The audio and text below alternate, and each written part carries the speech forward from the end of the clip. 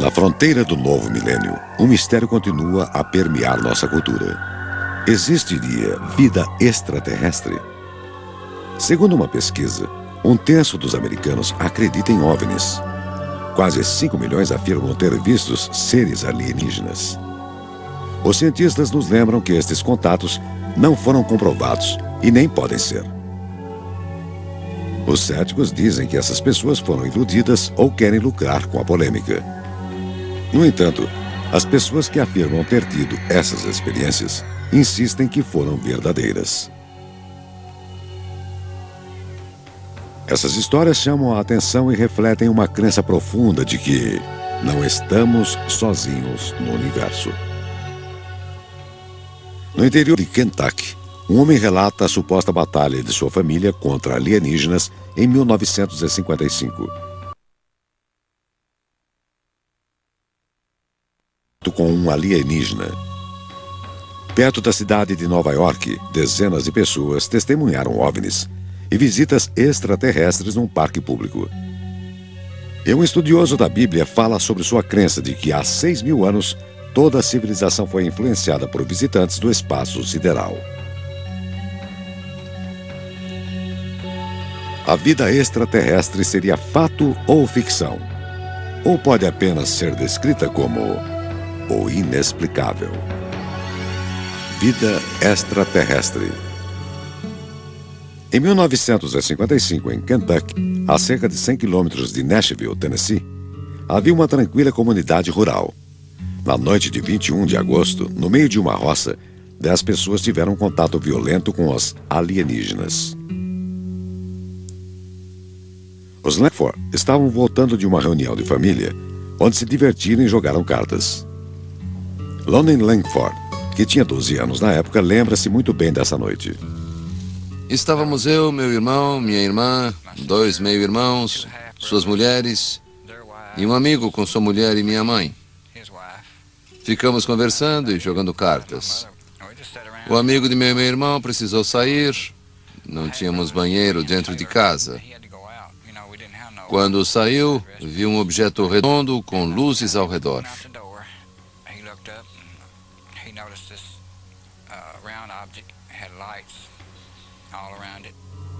O homem entrou em casa e contou o que tinha visto.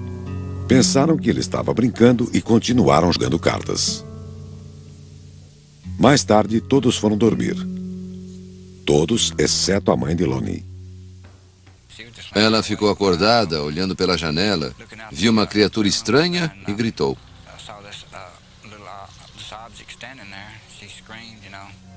Todos pularam da cama. Os irmãos de Lonnie pegaram suas espingardas. Vimos criaturas de 1 metro de altura, pés pequenos, orelhas pontudas, olhos grandes. Estavam parados lá fora. Havia vários. Usavam uniformes, não faziam barulho nenhum. Não falavam nada, ficavam parados lá, não sei por quê. Lonnie viu as criaturas flutuarem, enquanto seus irmãos continuavam atirando. Alguns tiros derrubaram os alienígenas, mas para surpresa de todos, as estranhas criaturas voltaram a flutuar, incólumes. Ficamos assustados. Começamos a gritar. O irmão de Lonnie foi para fora com a espingarda. Quando o meu irmão saiu, um deles o agarrou pelo cabelo. Ele pulou para o chão e atirou. Lonnie Langford e sua família, apavorados, ficaram olhando aqueles seres brilhantes pairando sobre a casa. Quando seus irmãos ficaram sem munição, acenderam as lanternas e iluminaram o céu. Para surpresa da família, as criaturas prateadas logo fugiram para a escuridão. Eles não queriam fazer mal a ninguém. Acho que estavam com mais medo de nós do que nós deles. Mas fiquei apavorado. Estou dizendo a verdade. Lonnie Langford está dizendo a verdade? Ou sua história não passa de uma lembrança distorcida de uma reunião de família conturbada? Mas sabemos que na mesma noite, outros moradores da região viram luzes que pareciam meteoros, acompanhadas por um estranho objeto.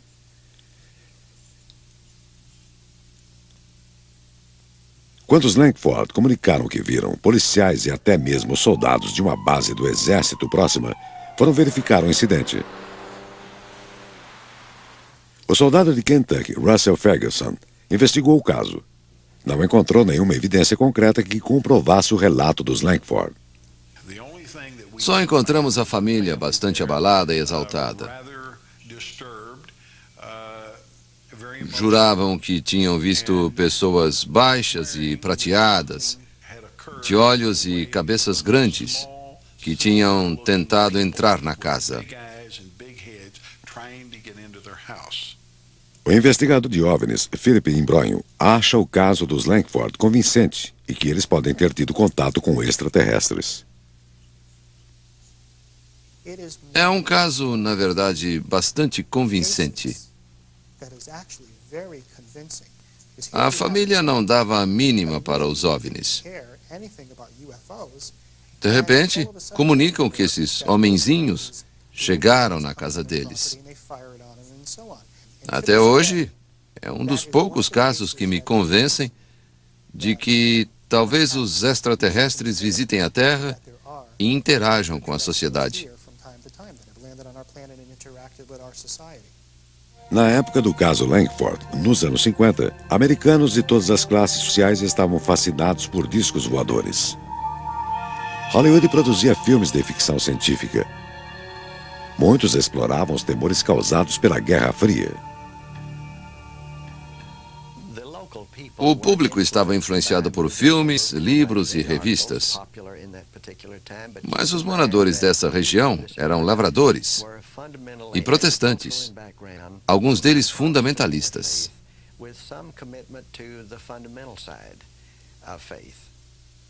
Como os Langford eram cristãos devotos, será que se deixaram influenciar depois do culto da tarde daquele domingo? O soldado Russell Ferguson acha que não. Acredita que estavam bêbados. Encontrei um bando de gente desvairada. Estavam num estado específico causado por uma festa bem animada.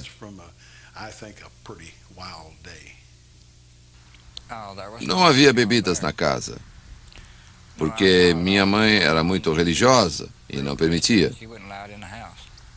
Meus irmãos bebiam, mas não havia bebidas alcoólicas em casa naquela noite.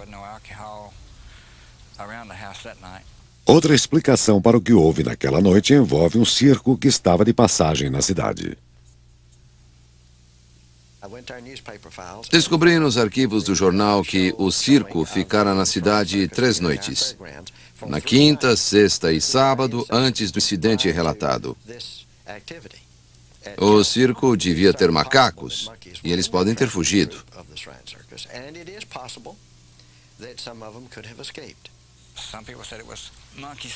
Eu não sabia que o circo estava na cidade, nem minha família. Você já viu um macaco prateado?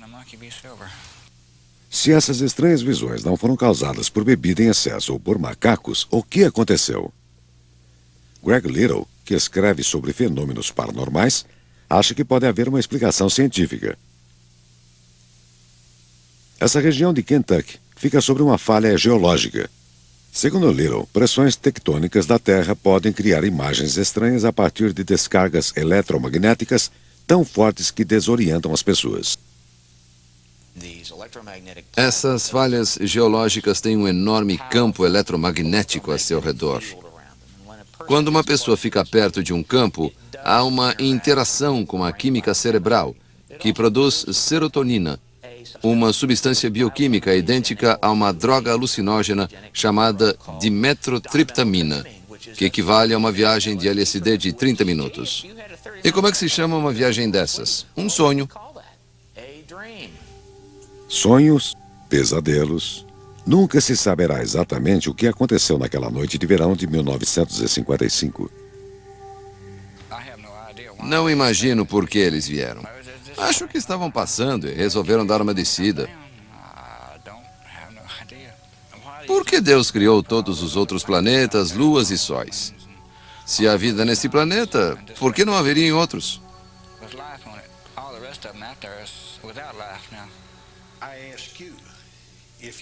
Se alguém fosse capaz de viajar pelo espaço e para os outros planetas, viria para a Terra com toda essa tecnologia e iria justo para Kelly, Kentucky, e não para a capital do país ou para uma cidade grande? Não acredito.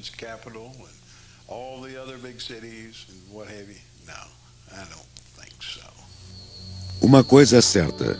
Lunan Lackford e sua família não saíram em busca de extraterrestres naquela noite de agosto. Uma noite que jamais esqueceram. Há regiões no mundo conhecidas como aeroporto de OVNIs, devido à frequência com que os OVNIs são vistos. Pine Bush, no norte de Nova York, é um desses lugares. A pesquisadora de OVNIs, Ellen Crystal, foi para lá com o fim de tentar estabelecer contato com alienígenas. Escreveu um livro, Invasões Silenciosas, baseando-se em suas experiências. Ela acredita que seus 20 anos de pesquisa, em que tirou 1000 fotografias, evidenciam a existência de vida extraterrestre. É preciso ter um certo tipo de mentalidade para fazer as pesquisas de um modo coeso. Há pessoas como eu fazendo pesquisas bem-sucedidas, tentando ter contatos imediatos e usando equipamentos que os registram.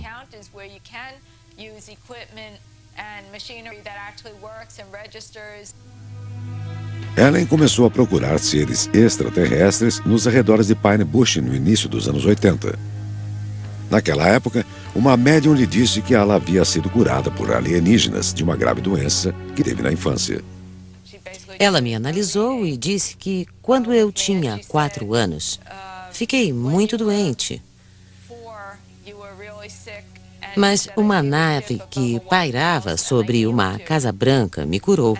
Eu disse que tinha mesmo ficado doente durante 8 meses. Essa visão da médium motivou Ellen a concretizar seu sonho de se encontrar com alienígenas. Essa é sua história.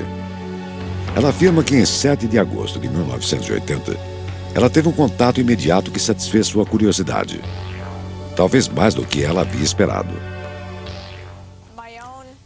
Estipulei que não andaria numa área que eu já tivesse percorrido. O primeiro contato foi aqui perto, a 70 metros. Eu estava no campo, olhando para algumas luzes nebulosas. Vi uma luz grande e intensa pousar entre as árvores do outro lado da rua. Eu não sabia o que fazer.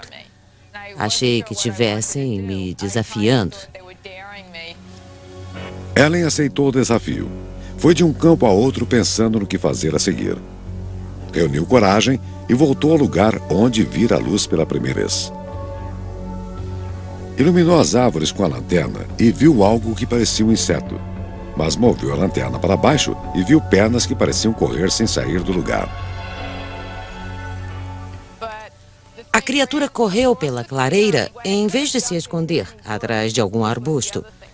Isso me intrigou. Correu até o fim da clareira, parou e ficou olhando para mim. O alienígena tinha cerca de 1,5 metros de altura. Não usava nenhum tipo de roupa, era bege, muito magro, tinha cabeça grande, não tinha cabelo, os olhos eram grandes, amarelos e puxados, segundo pude ver. Ellen sentia um poder avassalador que emanava da criatura. Era pequeno. Parecia não passar de uma criança. Mas senti que tinha um poder espantoso. Então, decidi ir embora. Foi um dos fatores decisivos.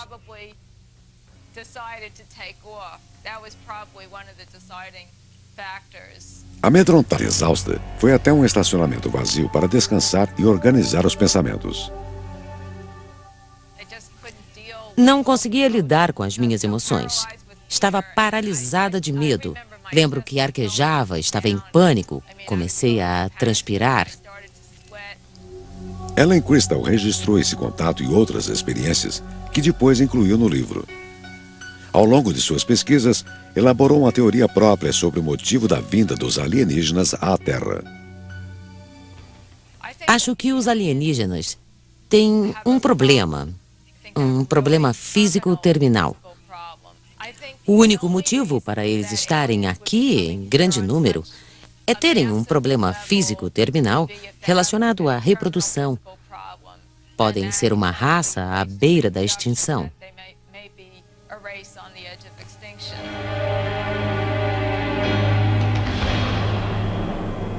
Devemos acreditar no que Ellen Crystal diz sobre os extraterrestres? Ou seria seguidora de um tipo de mitologia moderna? Bernard Beck, professor de sociologia, acha que é esse o caso. As pessoas pensam que os extraterrestres são tão inteligentes pelo fato de terem chegado aqui, que tornarão nossa vida melhor e cuidarão de nós. São mitos criados por gente comum, que, ao comentar com os vizinhos, ao falar disso durante o almoço ou no bar, cria expectativas culturais.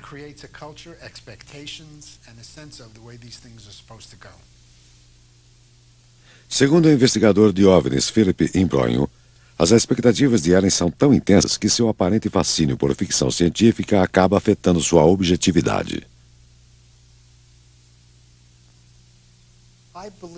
Acho que Ellen Crystal está sendo sincera. Questiono alguns de seus métodos de investigação e algumas de suas conclusões sobre seus dados. Diante de uma evidência, concluí que só pode ter uma explicação. Acho que as evidências apontam para a existência de algo, mas acho que ela não tem evidências suficientes para afirmar isto é uma nave espacial. Muitas aparições de OVNIs no Hudson Valley ocorrem ao redor do aeroporto internacional perto de Pine Bush. Ken No, controlador de tráfego aéreo aposentado e administrador do aeroporto, está acostumado com esses relatos. As pessoas veem meteoros que oferecem um espetáculo às vezes. A maioria das aparições relatadas acontece à noite. Os aviões têm tipos e configurações de luzes diferentes. Quem olha para o céu durante muito tempo pode ver alguma coisa que lhe pareça fora do comum. Para aumentar a confusão, no verão de 1988, durante uma avalanche de relatos sobre OVNIs, um grupo de pilotos decidiu pregar uma peça nos moradores de Hudson Valley. Eles voaram na formação em V em aviões pequenos que não fazem muito barulho. Era uma visão capaz de impressionar. Várias pessoas acharam que era um OVNI. Essa era a intenção dos pilotos, fazer uma brincadeira. Mas o efeito disso durou anos. Ken No e outros controladores de tráfego aéreo duvidam das conclusões de Ellen Crystal e de seus vídeos mostrando OVNIs. E algumas fotografias dela são muito questionáveis. Essas cenas foram filmadas perto do aeroporto internacional. Tenho certeza de que é um avião. Há luzes piscando, luzes anticolisões e talvez duas luzes nas asas do avião. Parece a imagem de uma aeronave ligeiramente fora de foco. Deve ser um jato grande. Nesse ponto da fita, dá para ouvir os motores. É um avião. As fotografias de Ellen não convenceram cientistas. Outro ponto fraco é que ela sempre vê os OVNIs quando está sozinha. Hilbert Dolezal, professor de psicologia, afirma que depois que a médium disse a Ellen que alienígenas a curaram na infância, ela pode ter sofrido alucinações. A família dela provavelmente chorava. Ela deve ter ouvido que ia morrer. Isso deve ter ficado na sua cabeça. Depois alguém lhe diz que um ser fora do comum e não um médico a curara. Deve ter sido o incidente mais marcante de sua vida. Do ponto de vista psicológico, é como uma pessoa que sabe mais tarde que foi adotada e sente a necessidade de estabelecer contato. Como Ellen, Crystal e a família Kentucky passaram por essas experiências em locais isolados, sem outras testemunhas, seus relatos não convencem nem os que acreditam em OVNIs.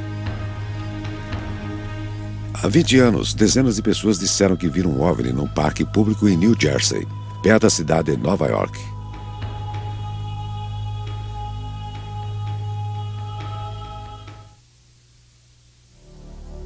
Muitas aparições de OVNIs são fáceis de explicar. No entanto, quando várias pessoas afirmam ter visto o mesmo objeto na mesma hora, de diferentes pontos de observação, seus relatos recebem mais atenção. No condado de Hudson, New Jersey, North Bergen é um pequeno bairro de classe média separado de Nova York pelo rio. Seus moradores são profissionais de alto nível, que tendem a ser realistas. Mas é neste lugar que várias pessoas afirmam ter visto OVNIs. George O. Barsky tinha uma loja de bebidas em Manhattan e dirigia de volta para sua casa em North Bergen todas as noites durante décadas. Às 3 da madrugada, no dia 12 de janeiro de 1975, ele atravessava o parque quando a transmissão do rádio ficou distorcida. Relatou os eventos que se seguiram ao investigador de OVNIs Bud Hopkins, que gravou a narrativa. Diria que o objeto tinha uns 30 metros de comprimento. Era bem grande. Tinha uns 8 metros de altura. Parecia uma panqueca gigante. E pousou bem na minha frente. Ele descreveu as criaturas que saíram. Pareciam crianças sem roupas. Alguns seguravam um recipiente quadrado e uma pá. Retiraram amostras da terra rapidamente e voltaram para a nave. Moviam-se com uma velocidade incrível quando a nave decolou. Ele estava apavorado e perplexo. Não sabia o que vira.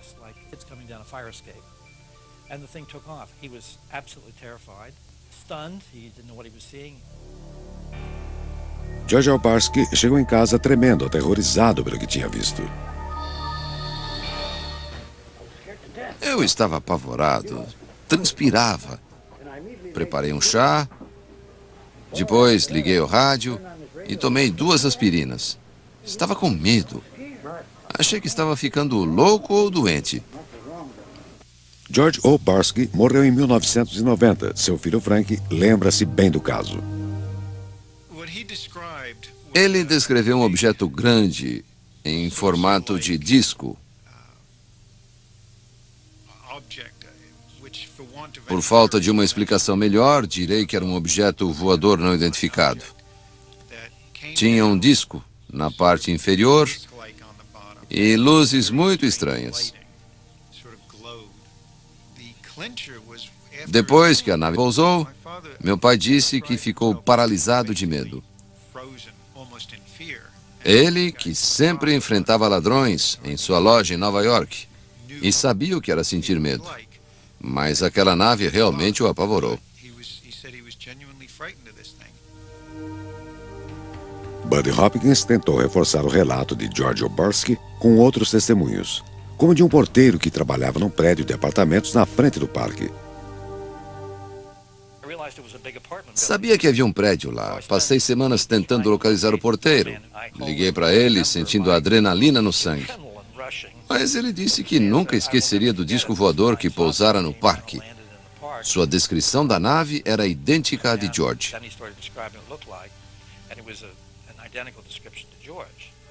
Bud Hopkins escreveu uma matéria sobre o caso no jornal Village Voice e continuou procurando outras testemunhas. Uma família fez um relato mais tarde. Moravam a 5 quarteirões do local. Viram um objeto descer, inclinado, a uns 40 metros de altura. Parecia que olhavam para dentro das casas. A mãe estava doente, mas foi para a rua de camisola e descalça. Junto com o marido e os filhos, correram atrás da nave. A professora Ann Karlovich, moradora de North Bergen, disse que não acreditou quando sua filha lhe falou das evidências encontradas no parque no dia seguinte. Em 1975, ouvimos falar que havia um disco voador no parque. Minha filha e seus amigos foram ver o que estava acontecendo. Contaram que viram trechos de grama queimados perto do campo de beisebol. Disseram que as janelas e a entrada de vidro do prédio haviam sido quebradas por um raio de luz. As crianças estavam empolgadas. Frank Obarski também foi ao local com o pai. Achava um homem realista e não entendia por que estava envolvido com aquela história tão irracional.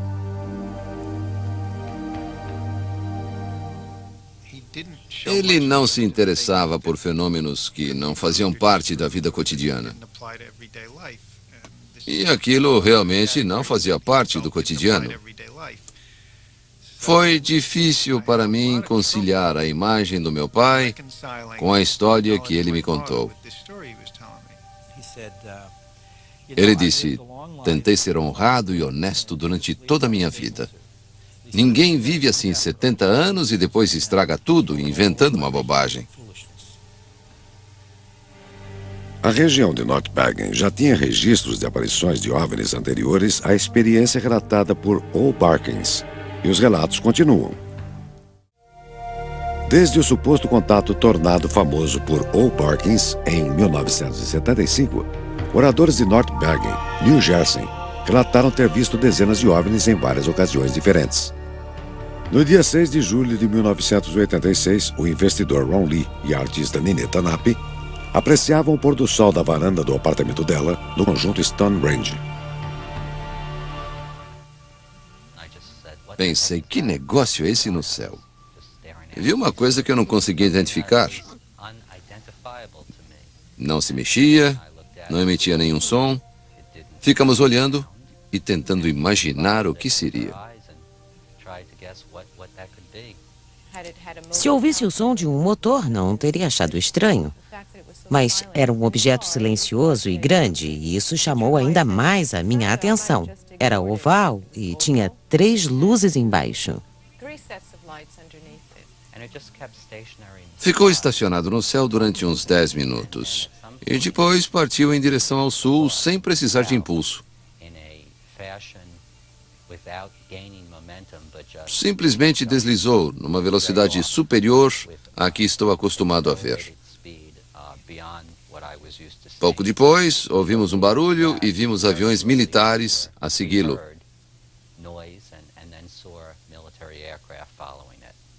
No dia seguinte, a imprensa publicou relatos de pessoas que viram a nave.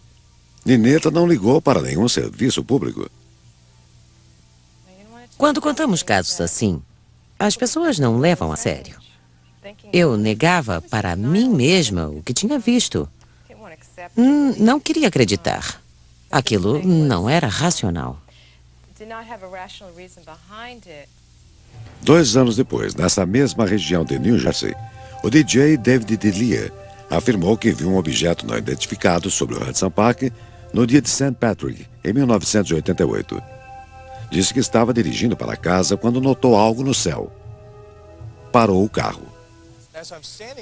O objeto chegava cada vez mais perto.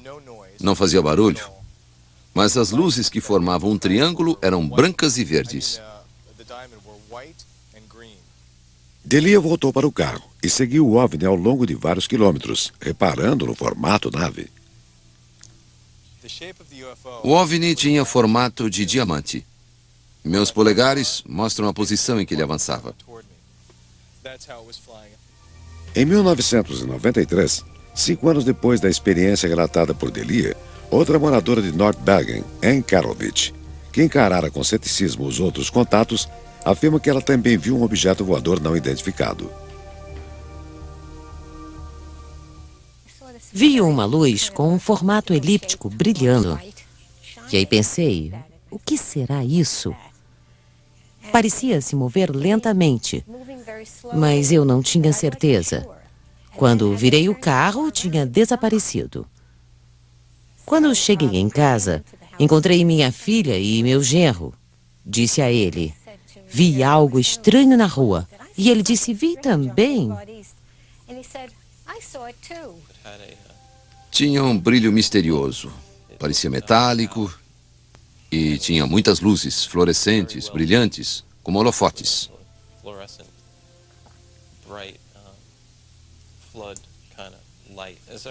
Lembro-me de que era um objeto pequeno, elíptico, uma esfera elíptica.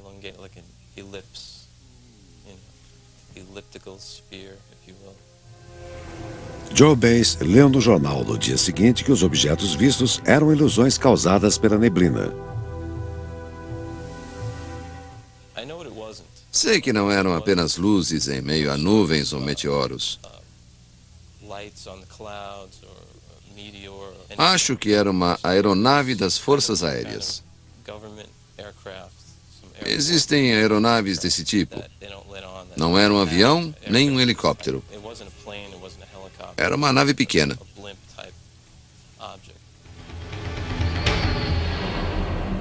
As pessoas que moram nessa região acreditam que viram OVNIs. Mas eram naves espaciais? Desde a Segunda Guerra Mundial, os relatos de pessoas que viram OVNIs ganharam um sistema de classificação ou de categorias. O método foi criado por um professor de astronomia da Northwestern University, J. Allen Hynek. Foi ele que criou o termo contato imediato de terceiro grau para descrever os contatos humanos com alienígenas. Philip Embroyon participou do livro que Hynek escreveu em 1987. Eles reuniram depoimentos de milhares de pessoas que viram OVNIs na costa leste. Comecei a investigar alguns casos, mas eram apenas a ponta do iceberg. Num período de 5 anos, 7.000 pessoas viram OVNIs. Muitas eram acima de qualquer suspeita. Policiais, pilotos, advogados, educadores, cientistas, executivos de grandes corporações, todos viram um objeto maior do que um campo de futebol, voando pelo céu. O psicólogo Herbert Dolezal insiste que essas pessoas que dizem ter visto OVNIs estão enganadas. É um fenômeno de percepção em que o pano de fundo é escuro e o objeto aparece contra uma estrutura imprecisa. Além disso, a pessoa pode ter miopia, astigmatismo ou sofrer de algum outro distúrbio visual. A questão não são os objetos voadores não identificados, mas objetos imóveis não identificados. Sei o que vi. É só o que posso dizer. Vi algo que não se parecia com nada que eu vira antes. A colunista Sarah Deering foi criada na região de North Bergen. Ouviu dezenas de histórias sobre OVNIs. Acha que acreditar em alienígenas OVNIs é ridículo. Eles tiram conclusões precipitadas. Há várias maneiras de explicar esses objetos que vemos. As pessoas querem acreditar. Veem alienígenas em toda parte. Nos anos 70, líamos o livro de Robert Heinlein, Estranho numa Terra Estranha, e aceitávamos a ficção científica como um tipo de metáfora para o que vivíamos na época, para a sensação de sermos proscritos pela sociedade. Será que pessoas alienadas estão confundindo ficção com realidade? Segundo o professor Dolezal, as pessoas que dizem ter visto alienígenas e OVNIs têm uma necessidade psicológica de participar de uma tendência, de algo maior do que elas mesmas, e por isso observam fenômenos que carecem de evidências. Está ocorrendo um fenômeno de massa. As pessoas querem fazer parte desse grupo, que se torna cada vez mais aceito. Acusações do tipo, você está louco ou está mentindo, são cada vez mais raras. Todos estão abertos a essa possibilidade. Todo ser humano quer participar de alguma coisa especial, importante, emocionante. Nossa tecnologia espacial está avançada. Sonhamos em viajar pelo espaço e habitar outros planetas. Tudo isso alimenta esse sistema de crenças.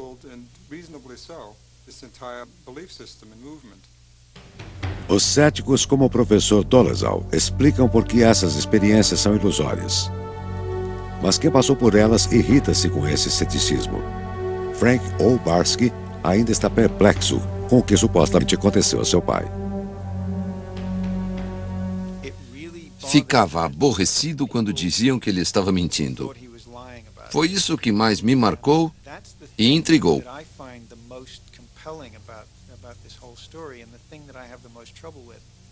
Acho que é assustador porque estamos lidando com o desconhecido. Temos medo do que não conhecemos. Apareceu e foi embora.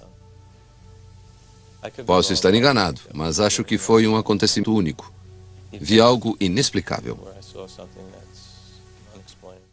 Há cerca de 6.000 anos, no sul da Mesopotâmia, existia uma sociedade avançada, a dos Sumérios. Como no caso do Egito Antigo, muitos aspectos da cultura suméria são misteriosos. Zacarias Sitchin é estudioso da Bíblia e especialista em civilizações antigas. Acredita que extraterrestres chamados Anunnaki visitaram nosso planeta e influenciaram a cultura suméria, uma cultura que tinha sofisticação das civilizações modernas. Tinham um conhecimento incrível de astronomia, de matemática, construíam arranha-céus. Foram os primeiros a introduzir a roda. Tinham arte, música, dança, leis, tribunais, juízes, reis. Tudo o que consideramos essencial para uma civilização adiantada surgiu lá, da noite para o dia, há 6.000 anos. Sitchin baseia sua crença na influência dos extraterrestres nos mitos sumérios, que foram escritos em placas antigas. Afirma que esses mitos descrevem experiências reais com os extraterrestres, conhecidos como Anunnaki. O trecho a seguir descreve tarefas recebidas pelos antigos astronautas. Alguns deviam ficar na órbita da Terra e vigiá-la. Outros desceriam e estabeleceriam uma civilização. Foram as instruções de Anu. Deixou 300 no céu como guardas, para definir como era a terra do céu. E na terra, mandou que 600 residissem lá.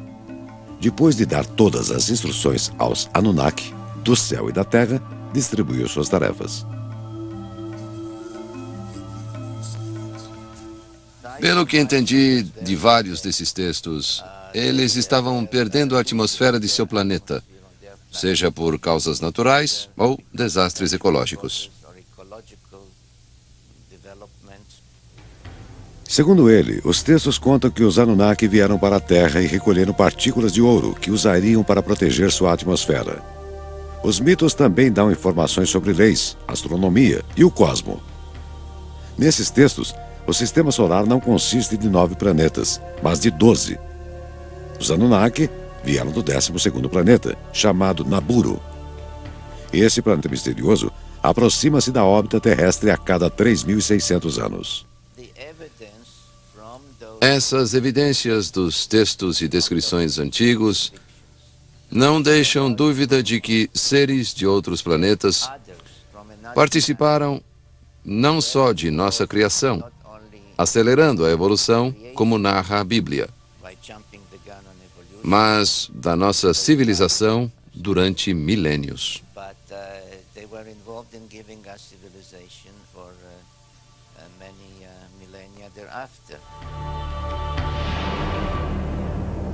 Os sumérios tiveram um processo de evolução diferente?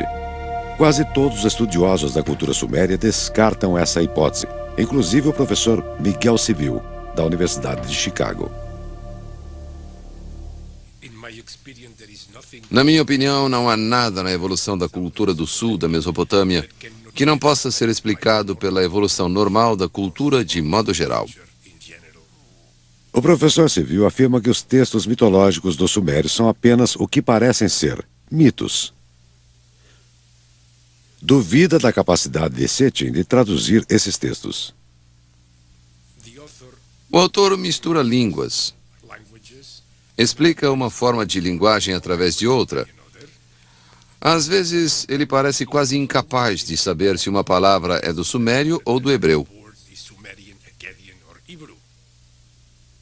Não só os estudiosos de antropologia cultural, como o professor Civil, discordam da teoria do 12º planeta.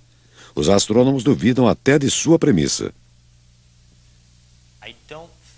Esse planeta não deixaria de ser detectado durante tanto tempo, considerando o que podemos fazer, como observações por telescópio, estudos gravitacionais, etc. Quanto à visita de seres espaciais, não acho o nosso sistema estelar mais interessante do que outros. É claro que novos planetas estão sendo descobertos. A NASA recentemente comunicou a existência de microfósseis em Marte. Essas descobertas levaram cientistas a considerar que existe a possibilidade de a vida evoluir em outros planetas do cosmos. A vida se forma na superfície do planeta. É necessário um determinado clima, água na superfície ou logo abaixo da superfície. É possível que essas moléculas orgânicas tenham sido estimuladas através de cometas. Sabemos que os cometas carregam muita química orgânica. Muitos astrônomos e astrofísicos concordam com o professor Novak.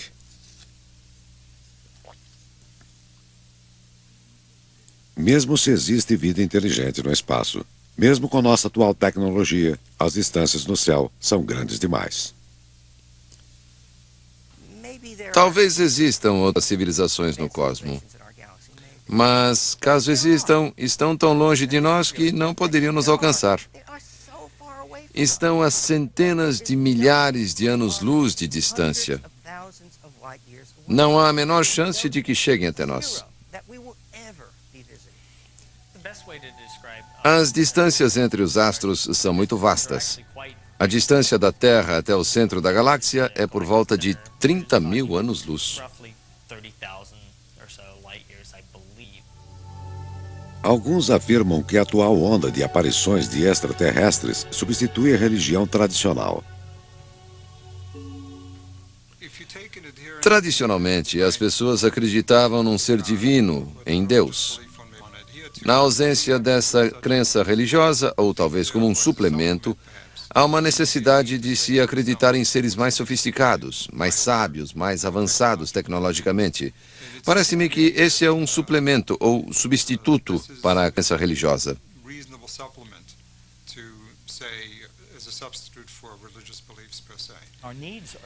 Temos uma grande necessidade emocional de religião. Temos tantos medos e paranoias que é extremamente difícil analisar objetivamente.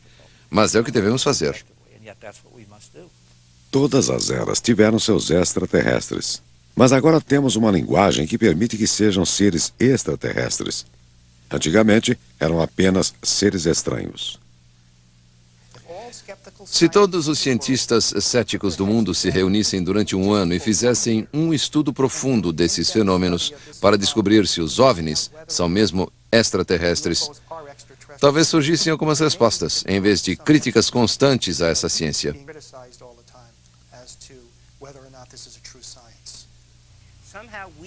Nós, cientistas, falhamos ao não dizer às pessoas que há fenômenos do universo que já entendemos. Não sabemos tudo, mas sabemos muito. Há hipóteses que podemos excluir. Mas as pessoas não acreditam. Acho triste que a ciência moderna não tenha sido absorvida, de verdade, pela cultura de nossa nação. Buddy Hopkins acha que se a ciência moderna não excluísse totalmente a existência de OVNIs e que se investigasse algumas aparições, alcançaria um público maior. É um fenômeno extraordinário. Isso ninguém pode negar, não importa o seu ponto de vista. Um fenômeno extraordinário pede uma investigação extraordinária. Se houvesse algo digno de crédito, se existissem evidências concretas, e o fenômeno pudesse ser acompanhado e verificado, todos adorariam. A comunidade científica se dedicaria a estudá-lo. Os céticos insistem que os milhares de relatos de pessoas que viram OVNIs não resultam em uma única confirmação científica. Mas as pessoas continuarão relatando suas experiências e insistindo que o que viram era real. Mas sem evidências físicas, só nos restam suposições. Alguns preferem acreditar na existência de vida extraterrestre em vez de tolerar a incerteza do inexplicável.